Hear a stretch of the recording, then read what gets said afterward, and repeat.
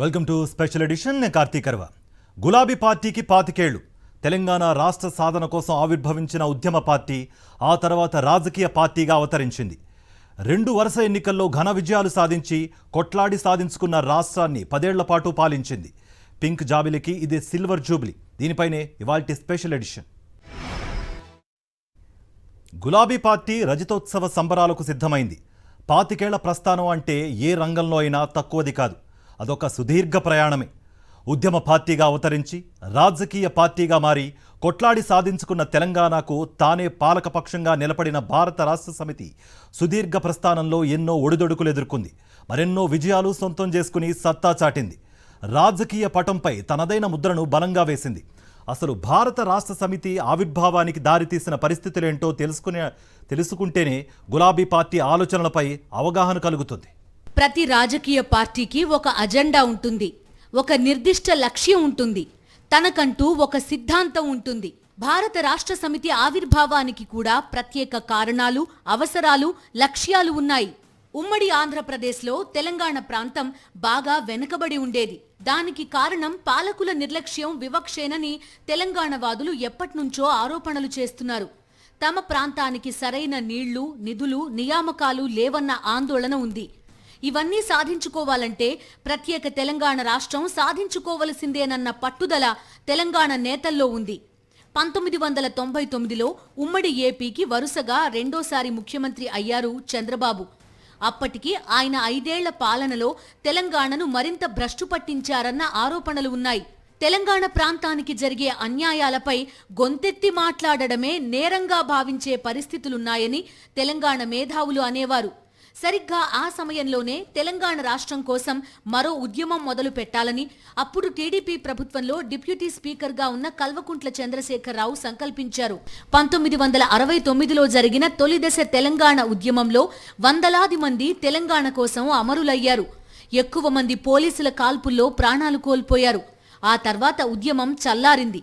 అప్పుడు కేంద్రంలో ఉన్న కాంగ్రెస్ పార్టీయే ఉద్యమాన్ని ఉక్కుపాదంతో అణచివేసిందన్న విమర్శలున్నాయి. మలిదశ ఉద్యమంలో ఎట్టి పరిస్థితుల్లోనూ రాష్ట్రాన్ని సాధించుకుని తీరాలనుకున్నారు కేసీఆర్. ఉద్యమం కోసం ఒక ఉద్యమ పార్టీని స్థాపించాలని నిర్ణయించారు. తెలంగాణ మేధావులు, ప్రజా సంఘాల నేతల అభిప్రాయాలు సేకరించారు. అందరూ కేసీఆర్ సంకల్పాన్ని సమర్థించారు, మద్దతు ప్రకటించారు. అంతే, ఉమ్మడి ఆంధ్రప్రదేశ్ చరిత్రను మలుపు తిప్పే ఘటనకు ముహూర్తం ఖరారైంది. 2001 ఏప్రిల్ 27వ తేదీ రాష్ట్ర రాజకీయ చిత్రపటంపై ఓ కొత్త సంతకం.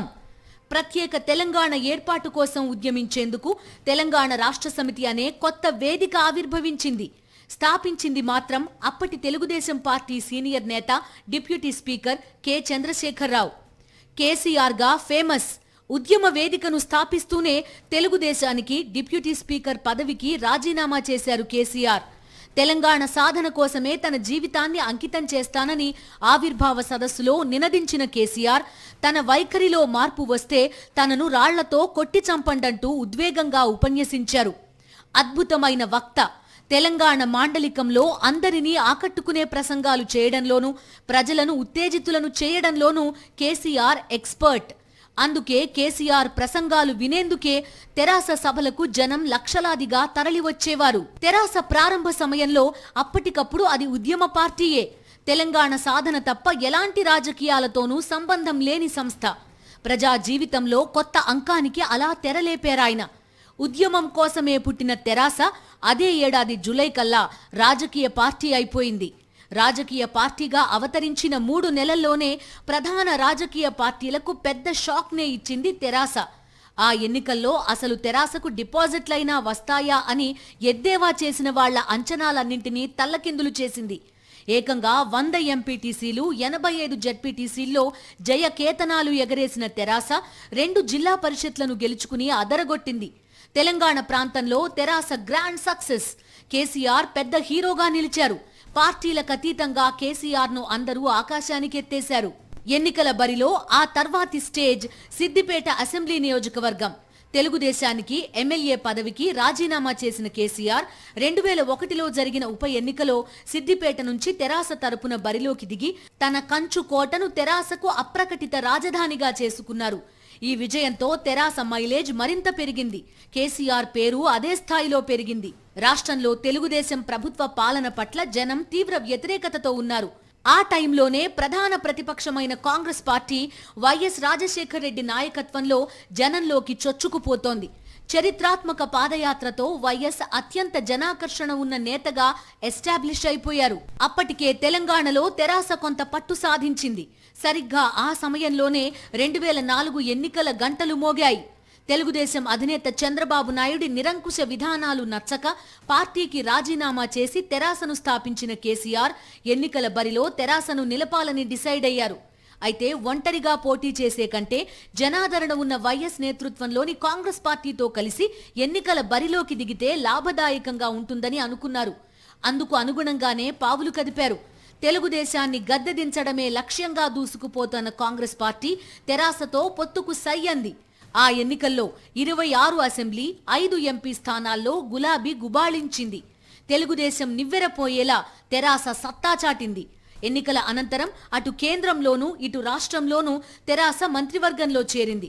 కేంద్రంలో పోర్టుఫోలియో లేని మంత్రిగా కేసీఆర్ చేరగా నరేంద్రకు మంత్రి పదవి లభించింది. రాష్ట్రంలో కేసీఆర్ మేనల్లుడు హరీష్ రావుతో సహా కొందరికి మంత్రి పదవులు దక్కాయి. ఉప ప్రాంతీయ పార్టీగా అవతరించిన తెరాస అటు కేంద్రంలోనూ ఇటు రాష్ట్రంలోనూ కీలక పదవులు చేపట్టే స్థాయికి ఎదిగింది. తెలంగాణ ఇస్తామని ఉమ్మడి మేనిఫెస్టోలో పెట్టిన కాంగ్రెస్ తాత్సారం చేయడంతో కాంగ్రెస్తో తెగదెంపులు చేసుకున్నారు కేసీఆర్. ఉద్యమం గేరు మార్చారు. మిలియన్ మార్చులు, సకల జనుల సమ్మెలు, వంట వార్పులతో తెలంగాణ అంతటా ఉద్యమ బేరి మోగించారు. దాని సెగలు హస్తిన పీఠాన్ని తాకాయి. ఈ దశలోనే కేసీఆర్ ఆమరణ దీక్షకు దిగడంతో యూపీఏ ప్రభుత్వం మెడలు వంచక తప్పలేదు. అర్ధరాత్రి వేళ అప్పటి హోంమంత్రి చిదంబరం చేత తెలంగాణ ప్రక్రియ మొదలైందని కేంద్ర ప్రభుత్వం ప్రకటించింది. కొండంత కాంగ్రెస్ను ఢీకొని మెడలు వంచి అనుకున్నది సాధించింది బీఆర్ఎస్.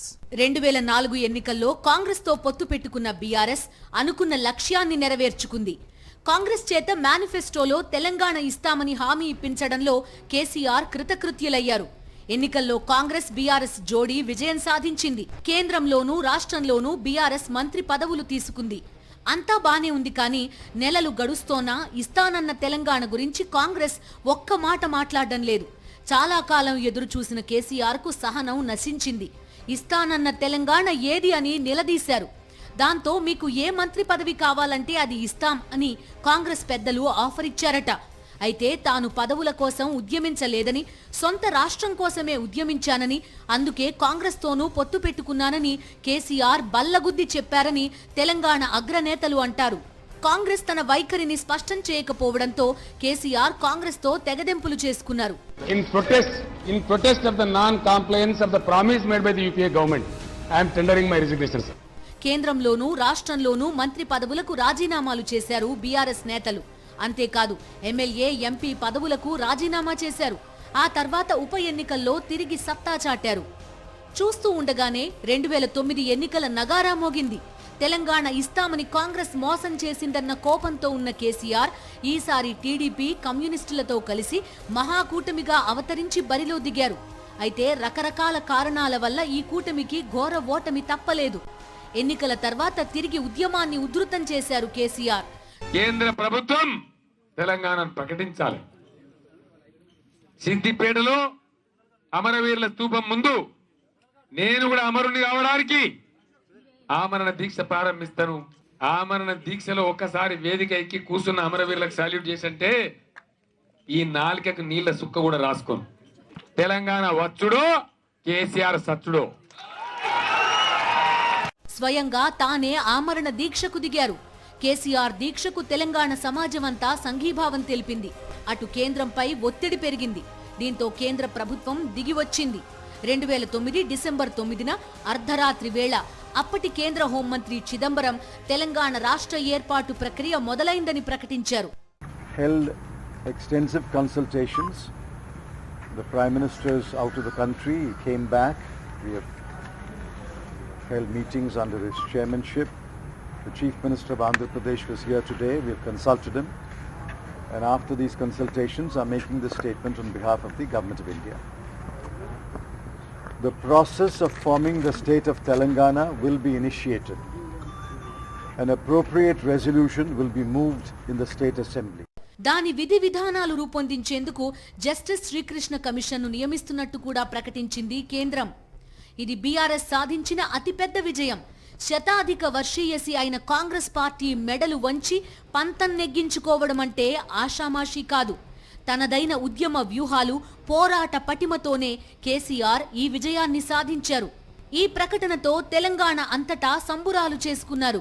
తెలంగాణ ఏర్పాటుపై ప్రకటన చేయడంతో పాటు కేసీఆర్ దీక్షను విరమించుకునేలా చొరవ తీసుకుంది కాంగ్రెస్. ఇక అక్కడి నుంచి మరో 4 ఏళ్ల పాటు తెలంగాణ ఏర్పాటు ప్రక్రియ కొనసాగుతూ వచ్చింది.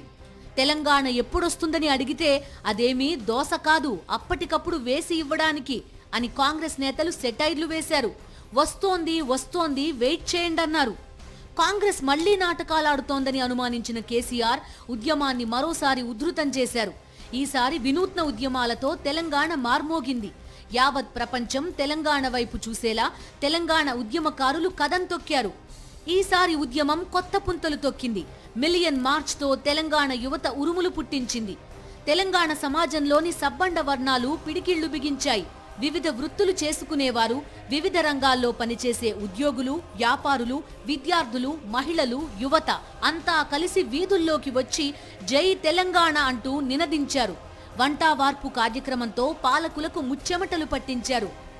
వివిధ ప్రభుత్వ శాఖల ఉద్యోగులంతా కలిసి సమ్మె సైరన్ మోగించారు. సకల జనుల సమ్మెతో అధికార యంత్రాంగం స్తంభించింది. ఫలితంగా పాలన నిలిచిపోయింది. బీఆర్ఎస్ పార్టీ శ్రేణులు, నేతలు రాస్తారోకోలు, రైల్ రోకోలతో నిరసన కార్యక్రమాలు నిర్వహించారు. దేశమంతా తెలంగాణ వైపు చూసింది. వివిధ రాష్ట్రాలకు చెందిన రాజకీయ పార్టీలు తెలంగాణకు మద్దతు ప్రకటించాయి. దీంతో 2 జాతీయ పార్టీలైన కాంగ్రెస్, బీజేపీ నాయకత్వాలపైన ఒత్తిడి పెరిగింది. ఇక తెలంగాణను ఇవ్వకపోతే తమ ప్రతిష్ట చావు దెబ్బతింటుందని జాతీయ పార్టీలు భయపడే స్థాయికి ఉద్యమం చేరింది. సరిగ్గా ఈ సమయంలోనే 2014 ఎన్నికలు తరుముకొస్తున్నాయి. ఆ ఎన్నికలకు ముందు చిట్ట చివరి పార్లమెంట్ సమావేశాలు మొదలయ్యాయి. ఈ సమావేశాల్లోనే తెలంగాణ రాష్ట్ర ఏర్పాటుకు సంబంధించిన బిల్లును సభలో ప్రవేశపెట్టింది కాంగ్రెస్ నేతృత్వంలోని UPA. Seeks to meet the democratic aspiration of the people of Telangana region by reorganizing the existing state of Andhra Pradesh into 2 separate states of Andhra Pradesh and Telangana. అటు బీజేపీకి కూడా బిల్లును వ్యతిరేకించే పరిస్థితి లేదు. తెలంగాణ తమ వల్లనే వచ్చిందని చెప్పుకోవడానికి కాంగ్రెస్, బీజేపీ పోటీ పడ్డాయి. ఈ క్రమంలోనే లోక్సభలో అసలు బిల్లుపై చర్చ కూడా మొదలు కాకుండానే బిల్లు ఏకగ్రీవంగా ఆమోదించేశారు. రాజ్యసభలోనూ విభజన హామీలపై చర్చించి బిల్లును ఆమోదించారు. మొత్తం మీద 2013లో జరిగిన చివరి పార్లమెంట్ సమావేశాల్లో తెలంగాణ బిల్లు ఆమోదం పొందింది. ఈ విజయంతో తెలంగాణ ప్రజలు రాష్ట్ర వ్యాప్తంగా బాణసంచా కాల్చి పండగ చేసుకున్నారు. ఎక్కడికక్కడ సంబురాలతో తెలంగాణ పల్లెలు మెరిసిపోయాయి. దశాబ్దాల నాటి కల సాకారమైన ఆనందంతో తెలంగాణయే మురిసిపోయింది. బీఆర్ఎస్ జెండాలు రెపరెపలాడాయి. కేసీఆర్ పెద్ద హీరోగా అవతరించారు. కొందరైతే ఆయన్ను తెలంగాణ జాతిపిత అని కీర్తించారు కూడా. ఏది ఏమైనా మలిదశ తెలంగాణ ఉద్యమానికి నాయకత్వం వహించిన బీఆర్ఎస్ అందరినీ కలుపుకుంటూ పోయి విజయం సాధించింది. సొంత రాష్ట్రాన్ని నిజం చేసుకుంది. తెలంగాణలో ఇంటింటా దీపావళి పండుగ జరిగింది. 14 ఏళ్ల పాటు ఉద్యమాన్ని కదం తొక్కించారు. కొండంత కేంద్రాన్ని ఢీకొని తెలంగాణ సాధించారు. తెచ్చుకున్న తెలంగాణలో తొలి ప్రభుత్వాన్ని బీఆర్ఎస్ పార్టీయే ఏర్పాటు చేసింది. వరుసగా 2 సార్లు విజయం సాధించి 10 ఏళ్ల పాటు పాలన సాగించింది. 10 ఏళ్ల పాలనలో కేసీఆర్ తనదైన ముద్ర వేసుకున్నారు. Kaleshwaram project, mission Bhagiratha, mission కాకతీయలతో సత్తా చాటారు. సంక్షేమంతో సమానంగా అభివృద్ధికి ప్రాధాన్యతనిచ్చారు. హ్యాట్రిక్ విజయం సాధిస్తామనే ధీమాతో ఉన్నప్పటికీ ఎక్కడో లెక్క తేడా వచ్చి ప్రతిపక్షానికి పరిమితం కావాల్సి వచ్చింది. తెలంగాణ బిల్లుకు పార్లమెంట్లో ఆమోదముద్ర పడింది. ఆ వెంటనే 2014 ఎన్నికల నగారా మోగింది. తెలంగాణ సాధన కోసం ఆవిర్భవించిన బీఆర్ఎస్ ఒంటరిగా ఎన్నికల బరిలో దిగాలని డిసైడ్ అయింది. తెలంగాణ ఇచ్చింది తామే కాబట్టి అధికారం తమదేనన్న ధీమాతో కాంగ్రెస్ పార్టీ ఒంటరి పోరాటానికే నిర్ణయించింది. టీడీపీ, బీజేపీలు పొత్తు పెట్టుకుని అదృష్టం పరీక్షించుకున్నాయి. 63 స్థానాల్లో విజయకేతనం ఎగరేసిన బీఆర్ఎస్ అధికారంలోకి వచ్చింది. ఉద్యమ నేత కేసీఆర్ కొట్లాడి సాధించుకున్న తెలంగాణకు మొదటి ముఖ్యమంత్రి అయ్యారు. తెలంగాణ సాధించుకున్నారు. తెచ్చుకున్న రాష్ట్రానికి తానే రాజు అయ్యారు. ఉద్యమంలో ఉన్నప్పుడు తెలంగాణ అభివృద్ధికి ఏమేం చెయ్యాలో చాలా చెప్పారు కేసీఆర్. అధికారంలోకి వచ్చాక వాటిని సాకారం చేసుకుంటూ పోవాలని నిర్ణయించుకున్నారు. పాలనలో తనదైన ముద్ర వేసుకోవాలని భావించారు. నీళ్లు, నిధులు, నియామకాల కోసం తెలంగాణ ఉద్యమం సాగింది. అందుకే అధికారంలోకి రాగానే ముందుగా ఈ మూడింటిపై ప్రత్యేక దృష్టి సారించారు కేసీఆర్. మిషన్ కాకతీయతో చెరువులకు మహర్దశ పట్టించారు. మిషన్ భగీరథతో ఇంటింటి దాహం తీర్చే యజ్ఞానికి శ్రీకారం చుట్టారు. కాళేశ్వరం ప్రాజెక్టుతో భారీ సాగునీటి ప్రాజెక్టుకు పునాది వేశారు. అత్యంత ప్రతిష్టాత్మకంగా తీసుకుని కాళేశ్వరం ప్రాజెక్టును నిర్మించి తెలంగాణ జాతికి అంకితం చేశారు. బంగారు తెలంగాణ సాధిస్తామన్న కేసీఆర్ అందులో భాగంగా వ్యవసాయాన్ని పండగ చేయాలనుకున్నారు. వ్యవసాయానికి పెట్టుబడి అందిస్తే రైతులు వడ్డీ వ్యాపారుల వేధింపులు భరించాల్సిన అవసరం ఉండదని అనుకున్నారు. అందుకే రైతు బంధు పథకానికి రూపకల్పన చేశారు. ఎకరానికి 5,000 రూపాయల చొప్పున ఏటా 2 సార్లు రైతు బంధు సొమ్మును రైతుల ఖాతాల్లోకే నేరుగా జమ చేశారు. ఇది సూపర్ హిట్ అయింది. వ్యవసాయం విస్తరించింది. వరి సాగులో తెలంగాణ దూసుకుపోయింది. వరి ధాన్యం దిగుబడిలోనూ తెలంగాణ కొత్త రికార్డులు సృష్టించింది. రైతు బంధు పథకం స్ఫూర్తితోనే కేంద్రంలోని మోదీ ప్రభుత్వం కూడా పీఎం కిసాన్ సమ్మాన్ నిధి పథకాన్ని రూపొందించింది. దేశంలోని వివిధ రాష్ట్రాల ప్రభుత్వాలు కూడా కేసీఆర్ అమలు చేసిన రైతు బంధును అధ్యయనం చేశాయి. అయితే 100 ఎకరాల భూములున్న భూస్వాములను కూడా రైతు బంధు పథకంలో లబ్ధిదారులుగా చేర్చడం పట్ల విమర్శలు వెల్లువెత్తాయి. అయితే మెజారిటీ రైతులు మాత్రం ఈ పథకానికి జై కొట్టారు. రైతు బంధు పథకం కారణంగానే 2018లో జరిగిన ఎన్నికల్లోనూ బీఆర్ఎస్ అఖండ విజయం సాధించింది. 2014లో 63 సీట్లు గెలుచుకున్న బీఆర్ఎస్ 2018 ఎన్నికల్లో మరో 25 స్థానాలు ఎక్కువగా గెలిచి తిరుగులేని ఆధిక్యాన్ని ప్రదర్శించింది. వరుసగా రెండోసారి ముఖ్యమంత్రి అయ్యారు కేసీఆర్. రెండో విడత పాలనలో దళిత బంధు, బీసీ బంధు పథకాలు తెచ్చారు. మహిళలకు చాలా పథకాలు తెచ్చారు. కళ్యాణ లక్ష్మి, షాదీ ముబారక్ పథకాలు ఇచ్చారు. అవి బాగా పాపులర్ అయ్యాయి. అదేవిధంగా ప్రసూతి ఆస్పత్రుల్లో మహిళలకు కేసీఆర్ కిట్లు అందించారు. బస్తీ దవాఖానాలు, పల్లె దవాఖానాలను ఆవిష్కరించి వైద్య సేవలను విస్తృతం చేశారు. కంటి వెలుగు పథకం కింద 1 కోటి మందికి పైగా తెలంగాణ ప్రజలకు కంటి పరీక్షలు నిర్వహించడమే కాకుండా అవసరమైన వారికి కళ్ల అద్దాలు కూడా ఉచితంగా అందించారు. మొత్తం మీద 40 లక్షల మందికి కళ్లద్దాలు ఇచ్చారు. కంటి వెలుగు రెండో విడతలో మరో 1 కోటి మందికి కంటి పరీక్షలు నిర్వహించి 29 లక్షల మందికి కళ్లద్దాలు పంపిణీ చేశారు. దక్షిణ భారతదేశంలో వైద్య ఆరోగ్య రంగంపై ప్రత్యేక దృష్టి సారించి అత్యధికంగా నిధులు మంజూరు చేసిన రాష్ట్రంగా తెలంగాణను నిలిపారు కేసీఆర్. రెండో విడత పాలనలో ప్రవేశపెట్టిన దళిత బంధు, బీసీ బంధు పథకాలకు ఎంత పేరొచ్చిందో అన్నే విమర్శలు వచ్చాయి. బీఆర్ఎస్ కార్యకర్తలు, అభిమానులకే ఈ పథకాలను అందిస్తున్నారని పథకం అందని వారు ఆరోపణలు చేశారు. అయితే ఈ 2 పథకాలు కూడా నిరాటంకంగా కొనసాగే పథకాలని, అవి దశల వారీగా అర్హులైన ప్రతి ఒక్కరికి అందుతాయని బీఆర్ఎస్ ప్రభుత్వం స్పష్టం చేసింది. ఇక కేసీఆర్ 10 ఏళ్ల పాలనలో ఎక్కువ పాపులర్ అయిన పథకాల్లో డబుల్ బెడ్రూమ్ ఇళ్ల పథకం ఒకటి. గతంలో కాంగ్రెస్ హయాంలో ఇందిరమ్మ ఇళ్ల పేరిట పేదలకు 1 గది ఇళ్లనే ఇచ్చారని, కేసీఆర్ మాత్రం మానవీయ కోణంలో పేదలకు కూడా ఆత్మాభిమానం, ఆత్మగౌరవం ఉంటాయని, వాటికి తగ్గట్టుగా వారికి కూడా 2 పడక గదుల ఇల్లు ఉండాల్సిందేనని అన్నారు. అయితే ఈ పథకం కూడా ప్రచారం చేసిన స్థాయిలో లబ్ధిదారులకు పంపిణీ చేయలేదని విపక్షాలు విమర్శించాయి. ఇక 10 ఏళ్ల పాలనలో హైదరాబాద్ కు పెట్టుబడుల వరద పారిందనే చెప్పాలి. చాలా బహుళజాతి సంస్థలు హైదరాబాద్ లో కార్యకలాపాలు మొదలుపెట్టాయి. ఫలితంగా వేలాది ఉద్యోగాలు వచ్చాయి. హైదరాబాద్ బ్రాండ్ ఇమేజ్ ని మరింతగా పెంచే ఆలోచనతో ఫార్ములా ఈ రేస్ కూడా నిర్వహించారు. మొత్తం మీద 10 ఏళ్ల కేసీఆర్ పాలనలో మెరుపులు ఉన్నాయి, మరకలు ఉన్నాయి. ఎన్నో విజయాలు ఉన్నాయి, కొన్ని వైఫల్యాలు ఉన్నాయి. అయితే ఓవరాల్ గా తాము అందించిన సంక్షేమం, తాము చేసిన అభివృద్ధి చూసి ప్రజలు తమకు హ్యాట్రిక్ విజయం అందిస్తారని బీఆర్ఎస్ నాయకులు ధీమాగా ఎన్నికల బరిలో దిగారు. అయితే ఈసారి లెక్క తప్పింది. కాంగ్రెస్ పార్టీ ఇచ్చిన 6 గ్యారంటీలకు జనం జై కొట్టారు. అయితే గ్రేటర్ హైదరాబాద్ పరిధిలో మాత్రం బీఆర్ఎస్ చేసిన అభివృద్ధికి మార్కులు పూర్తిగా పడ్డాయి. బీఆర్ఎస్ క్లీన్ స్వీప్ చేసింది. అధికారం కోల్పోయాక ఇప్పుడు బాధ్యతాయుతమైన ప్రతిపక్ష హోదాలో కొనసాగుతోంది బీఆర్ఎస్. కాంగ్రెస్ ప్రభుత్వ హయాంలో అమలవుతోన్న కొన్ని విధానాలకు వ్యతిరేకంగా బీఆర్ఎస్ ఆందోళనలు చేపడుతోంది. ఇప్పుడు రానున్న 3 ఏళ్లు ప్రజా పోరాటాలతోనే ముందుకు సాగుతామని ఆ పార్టీ నేతలు అంటున్నారు. వచ్చే ఎన్నికల్లో మళ్లీ అధికారంలోకి వచ్చేది బీఆర్ఎస్ఏనని పార్టీ వర్కింగ్ ప్రెసిడెంట్ కేటీఆర్ ధీమా వ్యక్తం చేశారు. రజతోత్సవ సంబురాలు జరుపుకుంటోన్న తరుణంలో పార్టీ శ్రేణులు మరోసారి తెలంగాణ కోసం పునరంకితం కావాలని ఆయన పిలుపునిస్తున్నారు. రైట్, ఇది ఇవాల్టి స్పెషల్ ఎడిషన్.